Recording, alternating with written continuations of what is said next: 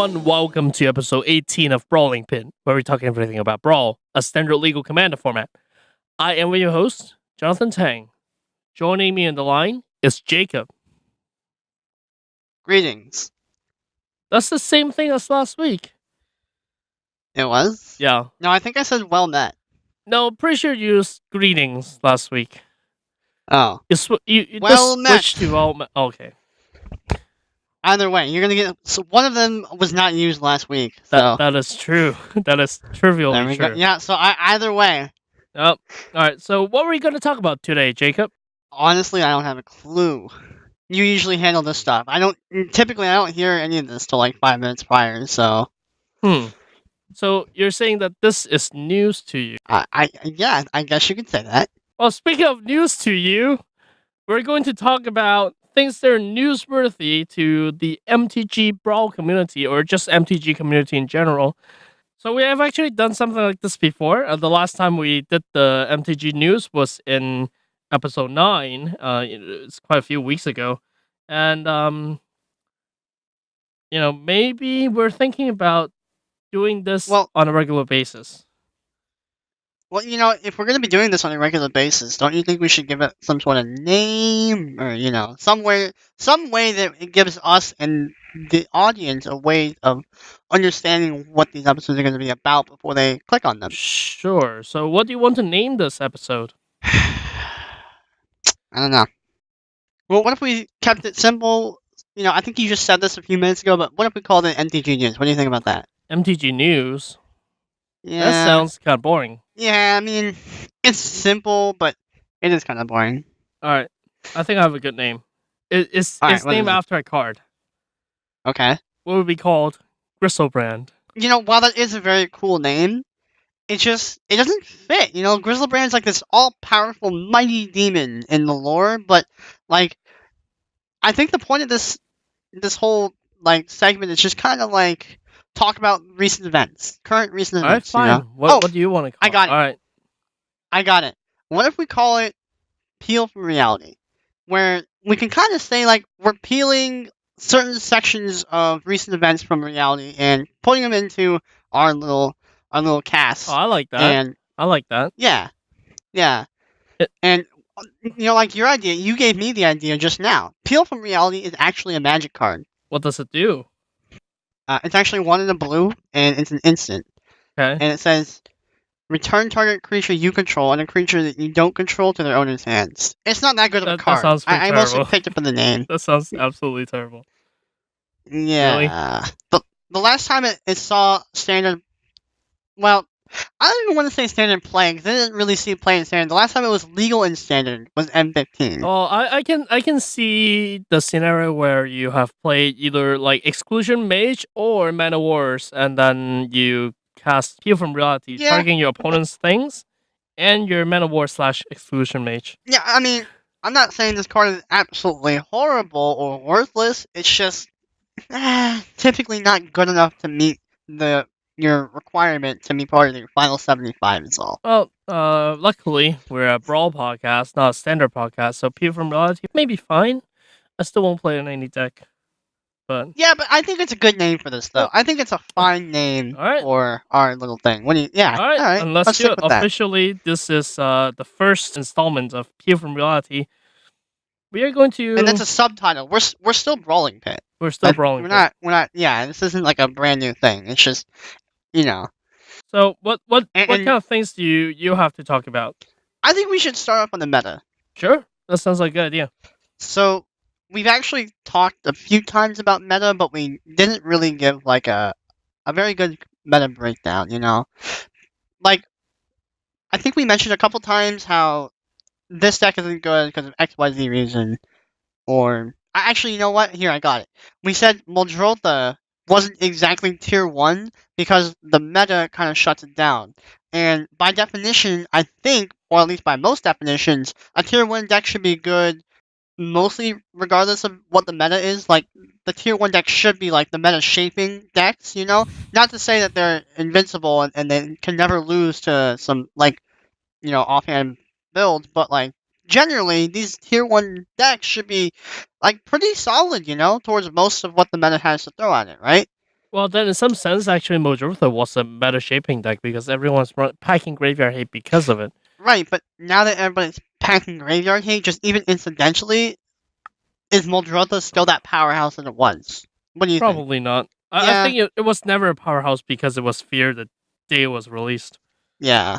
So, So, like, an example of that is like Splitter Twin, right? So unless you're playing a deck specifically to beat Splitter Twin is gonna will dominate the field, right? And I'm talking about like in a modern setting, right? Like there's not like the other decks in the same meta as Splitter Twin, they don't pack enough like incidental Splitter Twin hate cards. They just don't. It doesn't happen. So that is an example of a true tier 1 deck. Whereas I would say Muldrotha is a tier 2 deck. Not because it's weak. Obviously, we've said time and time again, Muldrotha plus Graveyard Reanimations effects, very, very powerful. But the fact that it gets shut down so easily by so many decks not even trying to, I'm not sure if we can really say that it's a tier 1 deck. yeah. So, the point of this meta breakdown is we're going to go more in depth over like the whole thing, the whole meta, and this may change a little bit, or just to keep going on with this dialect, a lot of bit. Depending on where you're at, metas are fairly local, but I think to some extent, if you have a healthy competitive meta, it will at least be somewhat representative of the overall picture. So, what's your meta like?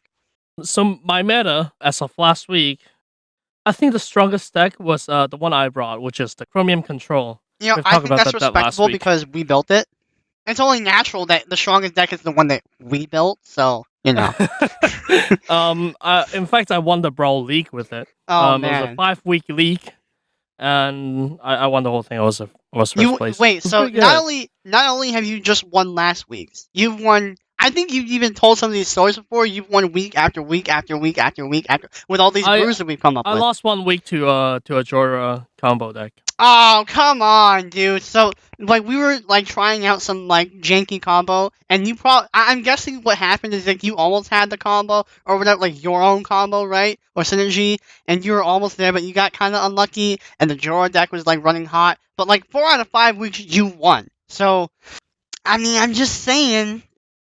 The Jorah deck is one of the other strongest deck out there. It's capable of OTK. Mhm. I mean, the fact that it just casts so many free spells in one turn and just keep drawing them back is just amazing. I remember like 6 weeks ago or something, we kind of like name dropped Jorah. Like we kind of like said, well, we might build this. I think I may have even said I wanted to build it. I still kind of do, I think you but absolutely did. Yeah. I'm not super happy with the way that Jorah has like flushed out itself. I'm not saying that the current decks are bad. I'm just saying they're inferior to our build. No, no, no. No, yeah, I you would can just say maybe go a different direction with Jorah. Like, still with the OTK kind of direction, but I would try to incorporate separate packages to make it more consistent. That's all. Right. And some other decks include there's a Joda deck. The most recent inclusion to his deck, which makes his deck a lot more powerful, is Omniscience. Yep. Oh, man. That is a spell that I would hold up counter spell for. Oh, yeah. I'll probably counter Joda, but not Omniscience. But you want to counter Joda every time.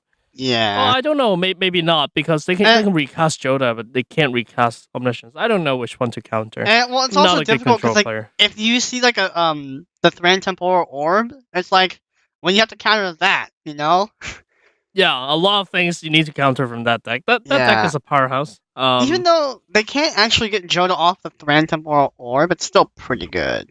Right. Once it hits the table, it's very hard to interact with. Sorry, I said Thran Temporal. I meant Thran Temporal Gateway. My bad. Yeah. It's the only thing is you need artifact removal to get rid Yeah. of it. But if you don't have it, you don't have it, right? Right. And like the point of Thran Temporal Gateway isn't that you can get Joda off of it, because you can't, because Joda's not in your hand, it's in your command zone. It's more the fact that you can do the same thing that Joda does with Thran Temporal Gateway. Right, but for one cheaper. Yeah. Oh man. So. What were they thinking of printing this card, dude? I want to know. I think They should just put Soul Ring in the standard. I mean, in this Brawl at this point. Like, you already have the gateway. Let's just add Soul Ring. Like, we're getting to that power level anyway. Yeah, Right. they were just like, oh, we'll print a better Quicksilver Amulet. Yeah. Quicksilver Amulet is a 4-drop artifact that says 4 tap, you may put a creature card from your hand to the battlefield. This one, it's like, I'm not sure which is better. Well, I mean, obviously, in a vacuum, obviously, depending on your deck, one will be better than the other, right? But, like, on one hand, Quicksilver Amulet can put any creature onto the battlefield. But on the other hand, Threatened Temporal Gateway, you can't put just any creature out, but you also get artifacts, the sagas, and just really anything that's legendary. Sure. So, I don't know. Like, it's tough to really compare. They're almost like apples and oranges, really. Now, granted, if you are playing the Eternal EDH Commander format, you probably end up playing both copies if you're playing one. Yeah, but just Friend is probably enough in Brawl, in the Joda Brawl deck. And the Joda effects itself is so strong that, the redundancy is good. Yeah. The Redundancy is great, a big... but, like, that effect is just so crazy good. We also mentioned this in a prior episode where we talked about deck building. I think, actually, we probably talked about deck building like 2 or 3 times at this point. We really should talk about something else. But, redundancy is really, really important in construction, and a Joda effect is really powerful. But if you have 2 types of Joda effects, like, you have twice as many ways to see it, all the better, you know? Yeah, all the better. And, actually, I mentioned this last week. I really want to build a non-Joda Omniscience deck, right? Because, like, Omniscience and Joda go together like cookies and milk, like peanut butter and jelly. Anybody can see that interaction. It's like, oh, Omniscience is a 10-mana spell. It's really impactful. It's really powerful. It lets me cast everything for free from my hand. I'm going to put it in Joda. Wow, I'm so smart. Like, okay, maybe not that last part. But, like, I want to find a deck where Omniscience can work without having Joda. Like, or without needing Joda. I believe you can do it one day. Interestingly, the last time Omniscience was printed was right before Ravnica came out. M14, And, right? M13? Yep, M13. And Right. this time is also right before Ravnica comes out. So maybe Ravnica will give you a deck. The last time the deck that made Omniscience work was it's called Door to Omniscience. It runs Omniscience and Door to Nothingness. I remember that deck. Yep. So I don't know what the implications for Brawl would be, but right now I think it fits into Joda. But what if they reprint Door to Nothingness in Ravnica? That would be funny.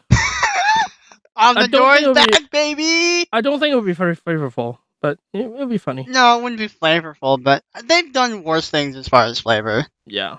Like, they put... Dude, Totally Lost, right? They put Totally Lost in the core set. But when we first saw Totally Lost, it was in the Ravnica set. They could have easily just waited one more set and have it, like, way better as a flavor win. Yeah. Fibblefib is still my favorite Magic character. You have a plushie of him, right? I have a plushie of him. Is it like a good plushie or like a plushie? Because I've seen some of those plushies and they don't look that good. It's an official merchandise from Wizards of the Coast, but it looks like kind of meh. But I still like it. Okay.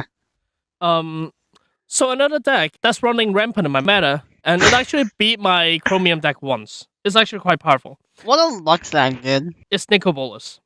Okay. So understandable. He still casts Nicobolus as an important part of his deck, but that's not the most important part of his deck.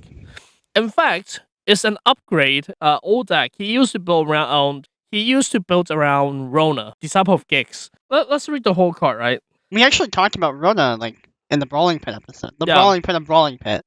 Right. And we trashed the card pretty hard because we didn't think it was a good card. I think it deserves it, right? Like, it's not that good. Yeah, it's 1 blue-black for a 2/2 legendary human artificer. When it enters the battlefield, you may exile target historic card from your graveyard, and you may cast non-land cards exile with Rona. You can also pay 4 and tap to exile the top card of your library. Now, the way he does it is he'll play it. He'll exile something that's important from his graveyard. And he has so many ramp effects, so many ways to cheat mana, that the things he exiles out, usually he can play like the turn up. And his entire deck is built around one thing. He only wants to do one thing ultimately. And that's what is it? He wants to cast one of these 2 spells. Spell number 1 is Torment of Hellfire.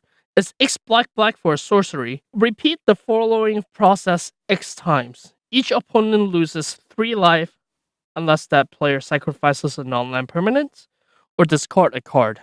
Oh, I've seen him cast it with X equals 25. wow. I had to counter that, right? Obviously. Well, the problem is he also has red in his deck. Oh my And it's a god. new card. This new card is called Banefire. We talked about how good this card is. It's a good card. It's really good. It's basically Fireball. Banefire is It's an upgraded Fireball. yeah. It's an Because upgraded Fireball Fireball. is just red X. Like that's it. Right, and this is red X for sorcery that says it deals X damage to any target. But if X is 5 or more, this spell can't be countered and the damage can't be prevented. And he also runs all the fork effects in his deck. So what happens is he'll cast Banefire or Torment, and with Naban already out, remember Naban Dean of Iteration says 1 in blue for a 2/1 human wizard. If a wizard entering the battlefield under your control causes a trigger ability of a permanent you control to trigger, that ability triggers an additional time. Now, he will have Naban already out, and then he will cast Torment or Banefire, and then he will also flash in Naurumeha, which is 2 blue for a 3/3 human wizard with flash. When she enters the battlefield, copy target sorcery or instant spell you control, and then you may choose new target for the copy. Right? It's also Wizard Lord, but who cares? Because when she's in the battlefield now, she's forking the spell twice. So you have the original spell, a Right. copy of the spell, and you have another copy of that spell. Right. Oh it my can either god. go to 3 different people or it will go at you. Oh my god. And you can even this happened once where I countered the original spell, and then in response to the counter, he flashed in his Naurumeha, and then the 2 forks, it still went off. That deck is that powerful. So I think that deck, I don't know how many people are playing that deck, but in my meta, that deck is quite powerful. I think as of right now, like these are the kind of decks that we would probably assign like tier 2, and a lot of people hear tier 2 and then think, oh, tier 2, that's trash. I won't play anything less than like a tier 1 or tier 1.5. I'm using these tiers a little differently, right? A tier 2 deck isn't a bad deck. I literally put Muldrotha there earlier, like it's not a bad deck. It just means like it's more susceptible to losing based on like meta choices, right? So like I feel like a prepared meta would handle that deck better than how it played out that day, right? But like Right. that's the power of a brew, right? That's the whole point of brewing and playing road decks is that your opponents, they don't know what you're playing, they mulligan incorrectly frequently because they don't know what you're playing, and they make decisions incorrectly because they don't know what you're playing. That's the entire power of the road decks. It's not a bad thing. It's just like you have to accept your weaknesses, but you also have a lot of strengths too. There are 2 more very powerful decks in my meta. I mean, not counting my Slimefoot deck, because that's now my fun deck, even though it still wins games. It's like, well, my tier 1 deck, I'm going to win against you 80% of the time, but my fun deck, don't worry, I'll only win against you 70% of the time. No big deal. Right. Your Slimefoot deck is your fun deck. Yep. My Slimefoot deck is my fun deck. So, Kumina, Tyrant of Oraska. Okay. It's 1 green-blue for a 2/4 legendary Merfolk Shaman. That says you can tap other untapped Merfolk you control and give her unblockable this turn. You can tap 3 untapped Merfolk and draw a card. And tap 5 untapped Merfolk and put +1/+1 counter on each other Merfolk you control. Everyone I actually knows like this that card. Kumina. I like that Kumina card. A lot of people know that card. And that is probably one of the strongest deck out there because it's very unassuming, in fact, because the player would just be playing like small creatures, and he won't start swinging until he has a critical mass on his board. So he would just play a small Merfolk. Go. Play a small Merfolk. Go. I would love to bring like what are those Japanese hats? Like the corn hats or whatever, right? Like, you know what I'm talking about? The old samurai hats, right? Like, they were like kind of like brownish and they were like kind of pointy a little bit, but not like super pointy. You know what I'm talking about, right? The traditional Yeah. Japanese. Yeah. What are they called? It's called kasa. Kata? Yeah, kasa. Kata? Kasa. Okay, kasa. Okay. Kasa. Okay. Yeah, I would wear Casa. Okay. So you know what I'd love to do as I would bring that Merfolk deck, right? I would show up. I'd be wearing in my game store. I'd be wearing a Casa. It's a Japanese samurai hat, right? I'd be wearing a Casa. I'd have one of those like stupid paper, obnoxious, loud paper fan things. I'd be like smacking all the tables, like get your fish, as I'm killing all my opponents with my fish. Yeah. Yep. Sounds about right. But that only works if you're Japanese. If you're not Japanese, please don't do that. It's really offensive. That's just kind of how the society works today for some reason. Yeah. Yeah. I don't have anything to add to that. Well, that's okay. It was a Yep. little bit of a tangent. So, anyways, so Yep. you're saying the Merfolk decks look really powerful in your meta. Yeah. Nicol Bolas has very obviously made a splash. Right. I'm gonna mention one more deck that's very Alright, what's up? powerful. Sakama is literally a ramp deck. Okay. And the objective is ramp into Sakama. Now, if you counter Sakama, it's all fine. Well, remind if everybody what Sakama is. What is it? Because I don't even know what it is. This is new to me. Sakama Primal Calamity is a 6 red, green, white for 9/9 Yeah, okay. legendary elder dinosaur. It has vigilance, reach, and trample. It needs haste, in my opinion, but He has an equipment that gives it haste. But anyways, when Sakama Primal Calamity enters the battlefield, if you cast it, untap all lands you control. You can pay 2 red to deal 3 damage to target creature, 2 green to destroy target artifact and enchantment, 2 white to gain 3 life. you know, the thing I really like about this card is, except for the life game part, but even then, not really. Like, every mode on that card is like pretty relevant. You know, Yeah. not so much the life game part, but like if you're dying, sure.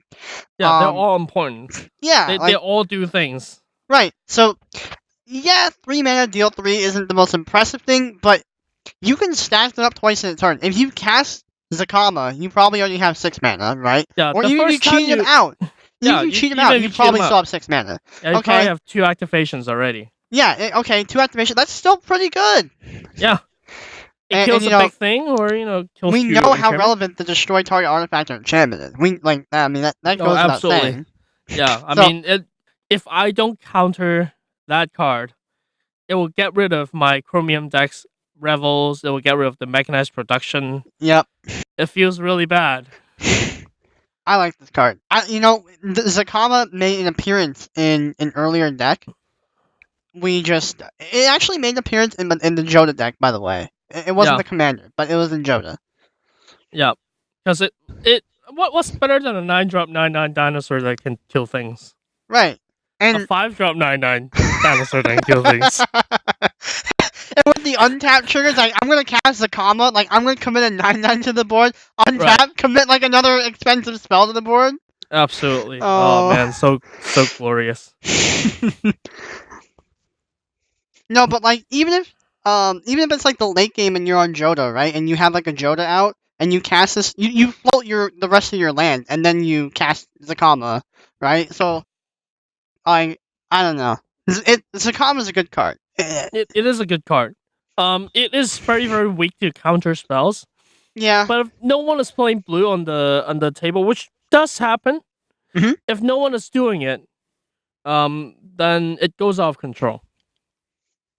Yeah, it's like the thing is with green, because like let's be real here.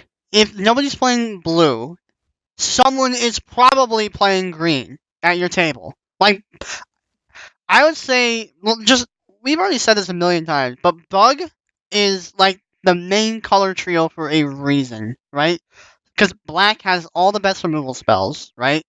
green has ramp and really big dudes, which is kind of what you want to be doing. Like big dudes, high value dudes, that's kind of what you want to be doing in Brawl, because it's a slower format, right? And blue has lots of card draw and lots of counter spells. Like, it's just those three things, and you've got a good deck, right? So, if someone is not playing one of those main three things, chances are someone is playing, like, both those other two things, right?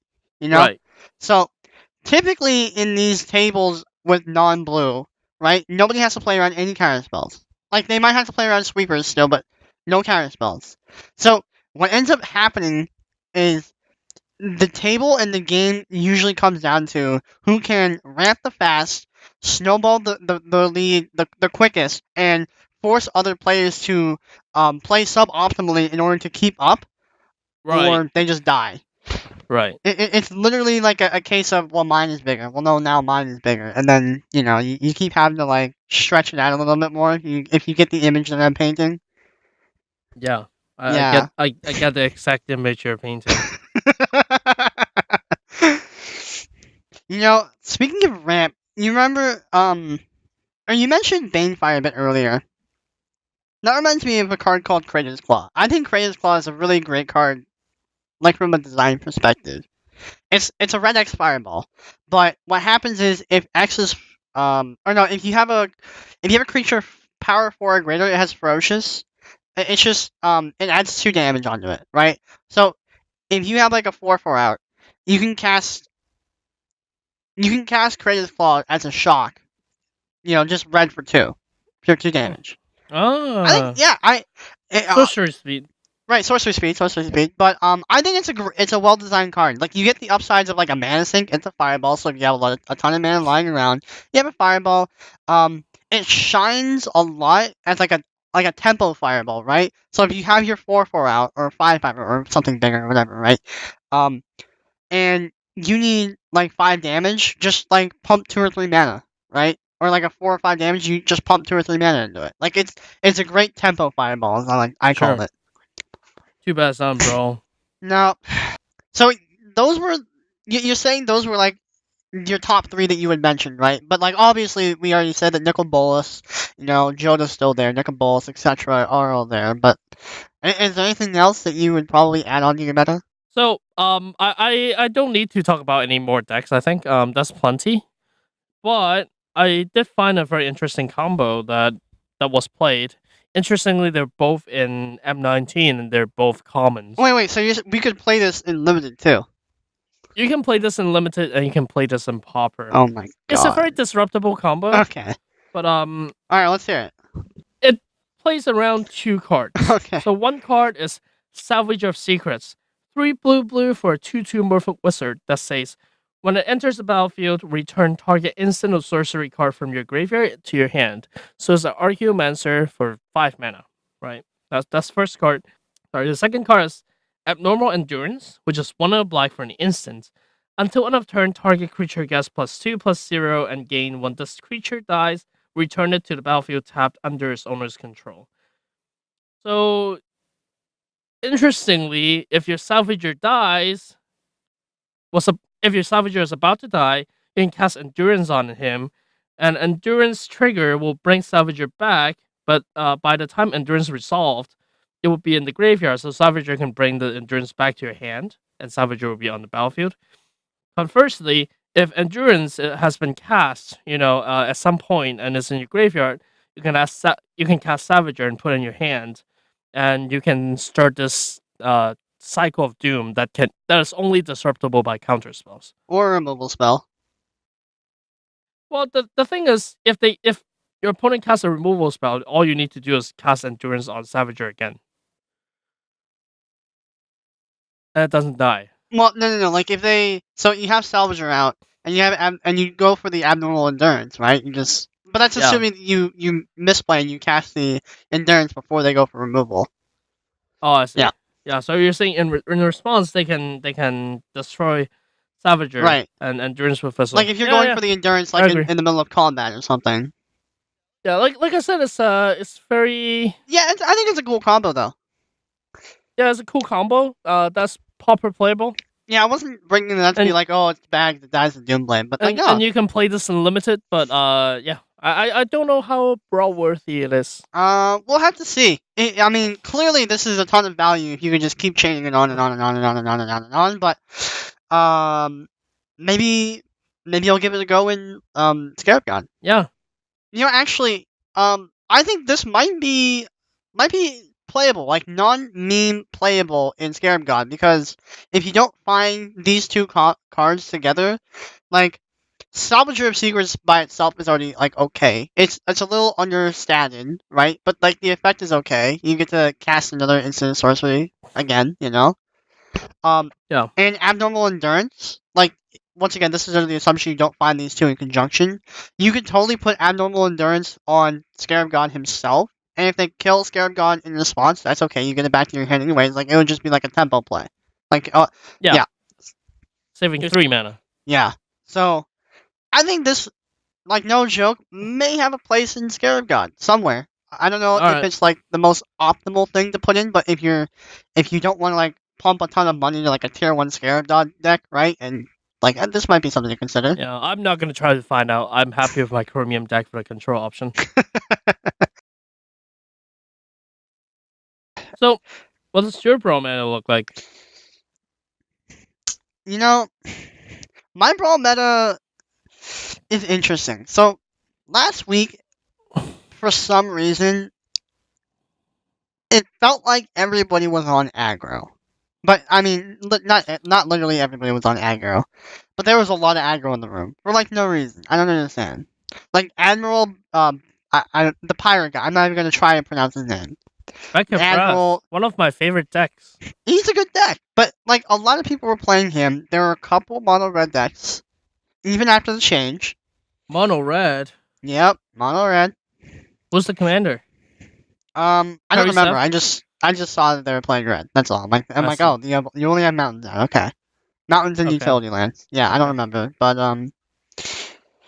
it felt really fast. So like the slower blue decks, there were a couple there too, but the slower blue decks got like punished, you know, for being too slow, and it felt like a good mid range deck that is hedging heavily against like aggro would probably do well in my meta. I see. I wonder if Yeah. my Chromium deck will do okay in your meta. I don't know. Because You know, imagine if I already have Revels out, and if they're in red, they can't deal with Revel, and the next turn I board wipe. right. Alright, But no, do you have enough time to get rid of my treasures? Or my Revel? yeah. Or kill me? I don't know. It's tough to say because like we expertly built that deck to be able to keep up with aggro. Mm-hmm. You know, we didn't just concede the early game, even though it does. One of the weaknesses is its early game. That's just like what you get for playing Esper colors. That's kind of how it goes, right? Sure. But we still did a good job at hedging for it. Even then, I don't know if Chromium would be able to keep up with the meta. I'm not sure. I should have taken it last week. I see. I'm gonna be honest with you. I did bring Brawl decks. I played a casual game. I didn't end up playing my own Brawl decks. I played a friend's Brawl deck because we just wanted to play, and I mostly just like kind of surveyed the room and checked it out and hung out. Yeah, I see. a social thing for me. Yeah. I see. He had a what's the blue black god? I'm terrible with names. Oh, Scarab God? Yeah. He had Scarab God, so I just played like a Scarab God build. It wasn't that good. It's hard to imagine that Scarab God not good. It's very hard because all you need is Scarab God and then yeah, but and everything else is just good, right? But like no, he played it kind of like colors, you know, like oh I want to make a blue black deck, and it just so happened that Scarab God is like a good card. I see. Yeah, I see. Yeah, so just a blue black control. Yeah, it was just kind of like a blue black control. Still works. No, it still works. I still won, but yeah. Oh, okay. Yeah. All right. All right. But like, my meta is a little interesting though because I feel like it's really quick to change. So because I said last week was really heavy aggro, I'm expecting my meta to shift and be like, well, there was a ton of aggro in the room. I'm gonna bring something to beat aggro. So like, in a way, I feel like it's very predictable. Like my meta is like pretty predictable. I see. Yeah. Like people do like the knee-jerk reaction quite a bit. You So can probably do the mid range with Gore Claw. Gore Claw would be a good mid range deck to counter aggro because not only are you a mid range deck, but you can also drop your big guys really fast. Now you have right. blockers and they can't do anything. So I think this coming weekend, I think I might end up taking control because there will still be a few aggro decks. So I might take Chromium. I think Chromium would be really good this weekend actually, just because based on this discussion, I think Chromium would be the best pick. Sure. But like otherwise, my meta, it's a little on the faster side, but overall it's pretty indicative or representative, or pretty token of what we would see in a large sample size, right? So I see. you Yeah. know, still a significant, like a non-zero significant amount of Joda, Nicol Bolas, the usual, right? Yeah. But like, metagaming is hard. Metagaming is really hard. Yeah, it's one reason why deck building is such an important part of Magic, right? It's because you want to be able to bring something to beat the meta. I mean, you can bring the best deck, but if the meta beats the best deck, It's not the best deck. it's not good. Yeah, So not the best deck. it's a very rock paper scissors thing, and you always want to play a paper against rock. I suggest you to do that. Don't play scissors you and I against both, rock. you and I both have plenty of experiences of playing rock against paper. Yeah. It's not fun. It's not fun. But speaking of fun, here's another news about the MTG community. Okay, what's up? Do you know what Wizards did No. to WPN stores? Okay, what? Now they are allowed to serve alcohol. Are you sure serve alcohol or just that they're allowed to have alcohol? I think there's a big difference between serving alcohol and just having alcohol on the premises. I think it'd be better if we just hedge and just say they allowed alcohol. And age restriction. So this is actually an announcement made on the WPN site. And the update to their alcohol and age restriction policy says this. Their announcement says this. Effective July 23rd, we have updated our policies regarding alcohol and age restriction at WPN events. WPN policies do not prohibit serving or consuming alcohol at DCI-sanctioned events, including in play spaces, and organizers may now restrict events by age. The goal is better play experience. For example, you may give younger players a better experience by limiting the competition to their peers. Likewise, players above a certain age threshold may appreciate events tailored specifically for their age group. But just this, they can now serve alcohol. I think it's cool. I think it's a really cool change. I hope this maybe marks the way for like the young Pro Tour. You remember that? How we had there were 2 Pro Tours, right? There's the regular Pro Tour and like the Junior Pro Tour, Oh, I see. So now there can be under 15 tournaments. I hope that'd be cool if there was like a Youth Pro Tour again. That'd be cool. Like chess has it. And I think chess. And there can be the 21 plus events where alcohol is fine. Yeah. I personally would be very happy if my opponent is consuming alcohol when they're playing. You're such a tryhard, dude. Like, here, let me buy you a beer, man. Oh my god.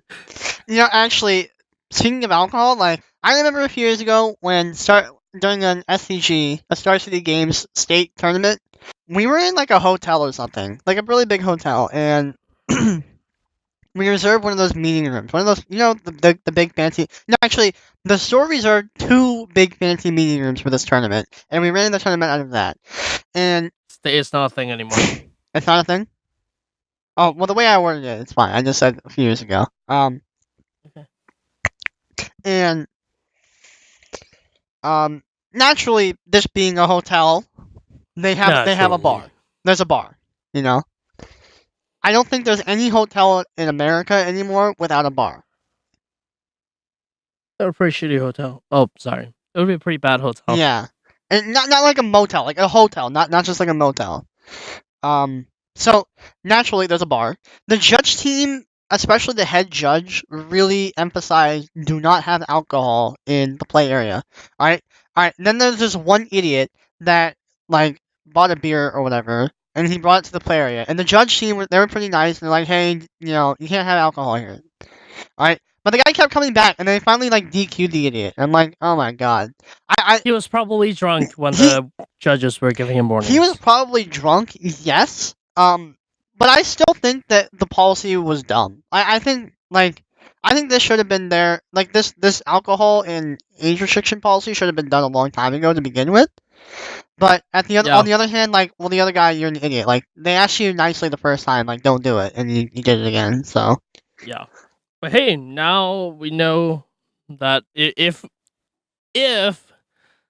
that guy comes in and play in a different tournament, and he brings his beer, he won't be DQ'd. He'll be able to play his deck. well, as long as it's not an age legitimately. restriction tournament. But yeah.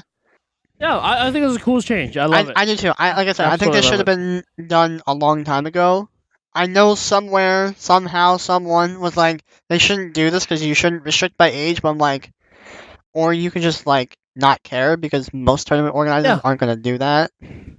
In fact, I actually did not know stores cannot serve alcohol. Yeah. Because a lot of LGSs I go to here in Oregon, they have alcohol serving LGSs. We're not going to name those LGSs because they... No. But one of the biggest LGS in the United States, I'm not going to name it, they serve alcohol. Right. I don't think anybody cared. I'm sure I'm sure before this policy was put into place, I'm sure if somebody reported to Wizards, they might have gotten into a little bit of trouble. But I don't think anybody cares. Yeah. Have you played MTG Arena recently? I kind of on and off. I haven't been spending a lot of time on MTG Arena because it's in closed beta, so it's very buggy for me. Right.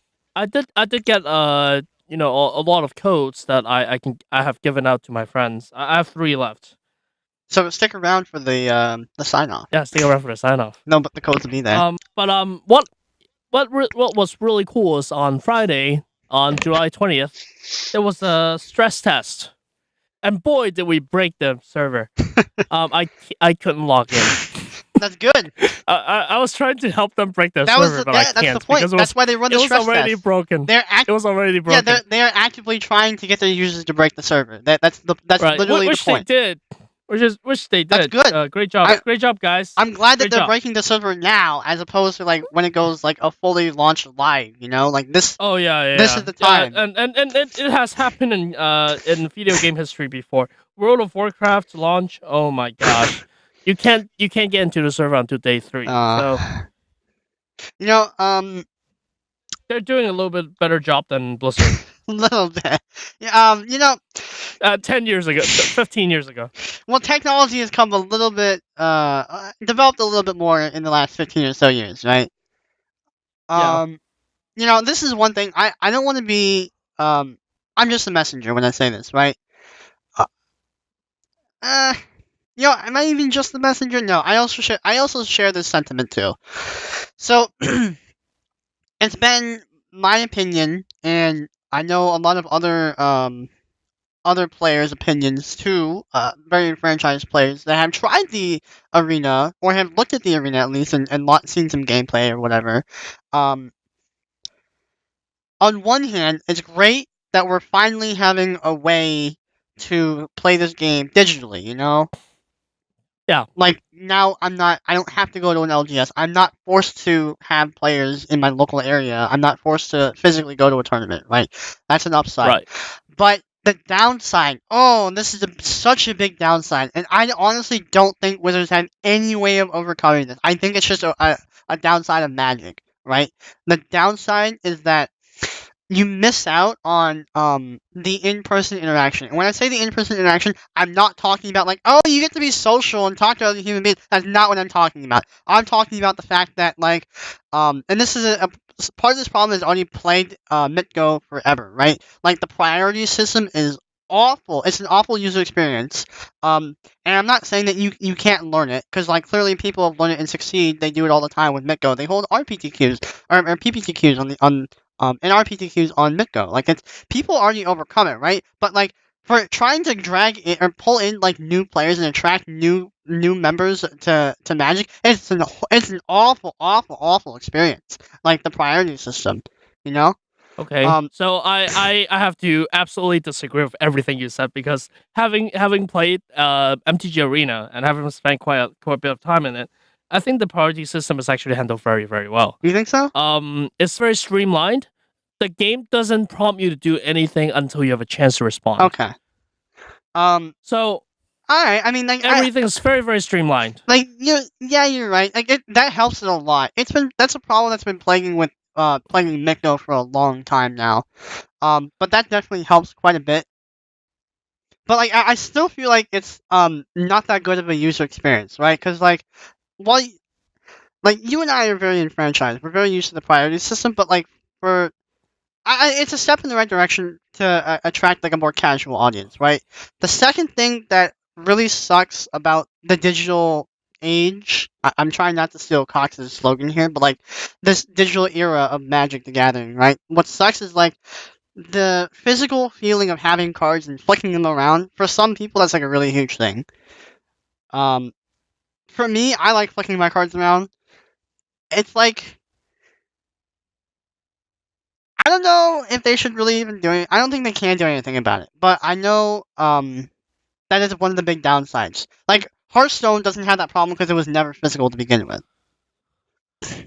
Well, yeah, but I mean, Hearthstone's proven that you don't need to flick your cards around. And personally, I don't think it makes much of a difference for me to be playing paper Magic and on MTG Arena. It makes a difference on Magic Online because the Magic Online interface was very horrid. Oh my god, Magic But Online, yeah. it makes my experience with MTG Arena has been very very positive.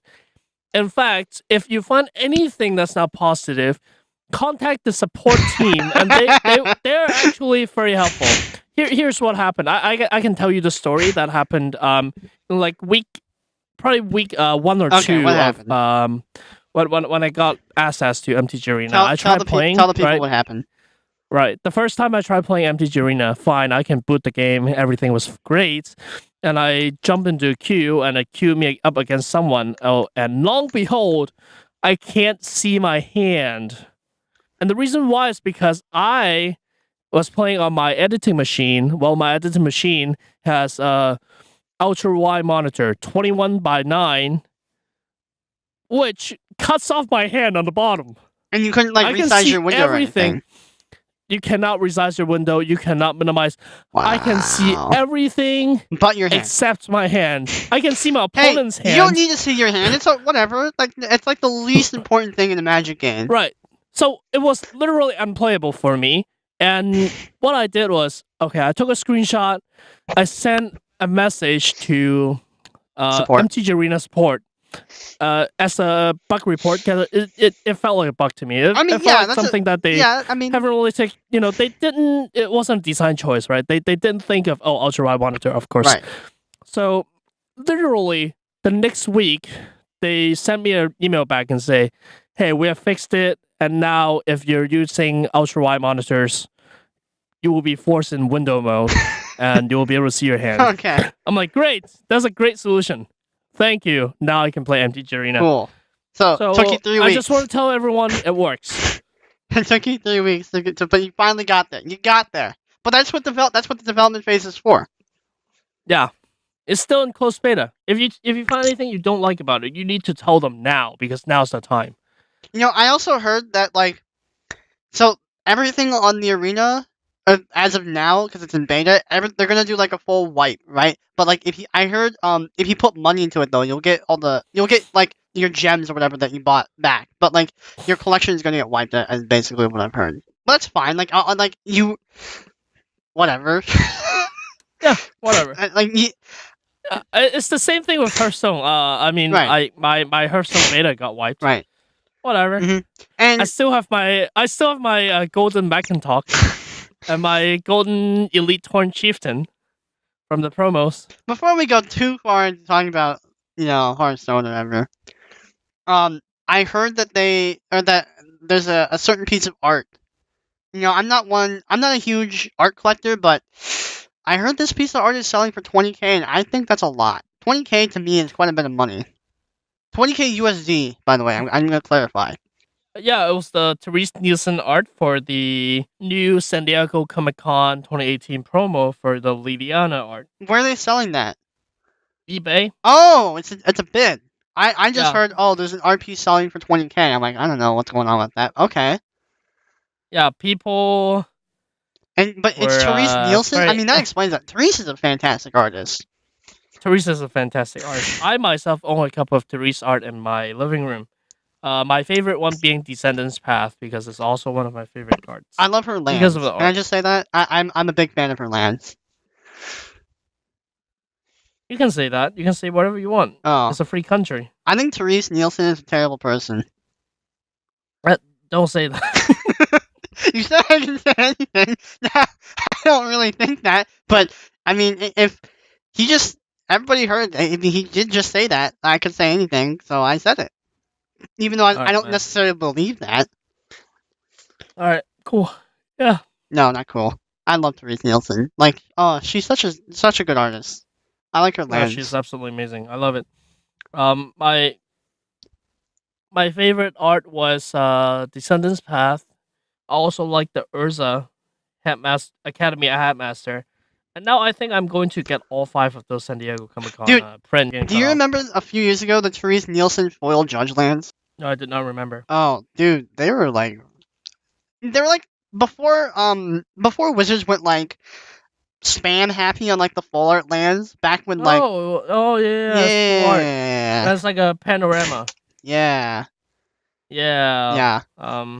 I really wanted those, but I wasn't eligible to receive them. You need to be L2, right? Yeah, and also I think they go for like $600 or so. Yeah. Ah man, too much. Oh man. Yeah. Oh man. Oh man. But yeah, Man. other than that, she actually doesn't have that many lands done. Yeah. But I guess that's okay. The lands that she does have done, they look great. They look great. Yeah.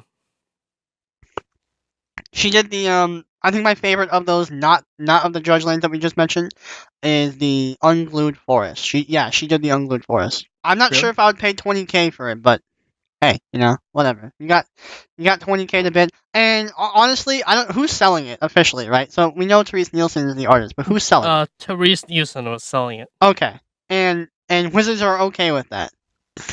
Sure, it's her art, not Wizards art. Are we sure? She owns the original print. Okay. Original painting. Okay, because like it gets weird legally, right? So like, although neither of us are lawyers, like it's a pretty basic concept to understand. Like, well, you could sell the art, or you can sell the rights to the art, right? Like, you could Yeah. sell like a copy of your art, or you can sell the rights to the art, Yep. or the So ownership of the art. as of the recording of this episode, the Nissa Vital Force original painting by Therese Nielsen is being sold by Therese Nielsen, and right now the current bid is 11,755, and there are Wait, 19 bids. when I hear 20K, I don't know. I must have heard 20K wrong from somebody, but I thought Well, it was 20K. 20K was on Liliana, and this is Nissa. Oh, okay.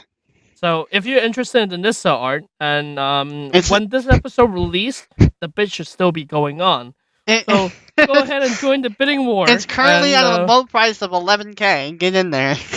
Get in there, man. You got this. Yeah, she's selling them one by one. So now I it's really hope Nissa. that these are not fake bids. Because that is the thing. Like, eBay has done a lot to cut down on those fake bids, but they still happen from time to time. I really, really, really hope these are not fake bids. I don't know how you do fake bids. You sign up for an Whatever, account, you get it verified, and then you bid, but you never pay. Like, what's eBay gonna do? Force you to pay? Yeah, I think they will have to force you to pay. Because you when you verify it, you verify with your address. Yeah, but I mean, like, you could spoof those. Whatever. Yeah. Whatever. I mean, I'm not saying the verification process is easy to spoof, but like, people, it still happens. It's not nearly as common as it used to be, because it used to be way easier to spoof a verification. All right. But So, yeah, I really hope that these bids aren't fake. Is the point? Yeah. So if you're still listening, make sure you send Jacob a tinfoil hat. Anything it doesn't have to be well constructed. Just make sure it's made of tinfoil. Hey man, come on. All I'm saying is that it still happens, but not very rare. It's very rare when it happens. All right. I'm That's not saying fair. it's a very commonplace thing. All right. He doesn't blame me. No, I don't. Why not? But no, I don't. Okay. But well, I think that's pretty much all the topics we have to cover. So as always, well, you can find us on Facebook and Twitter at Brawling Pit. You can email us at brawlingpitmtg@gmail.com. You can find us on YouTube, typing in Brawling Pit. Or you can, just visit our website at brawlingpit.com. I've been Johnathan, and he's been Jacob. See you guys next time.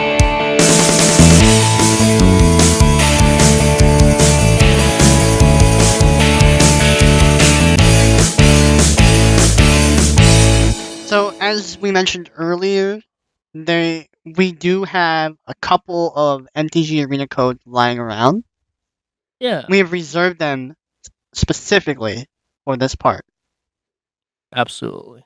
So I think the best way to hand out these codes in a fair way is probably, this is slightly fair. No, it's mostly fair, but slightly not fair. It's going to be first come, first serve. Okay?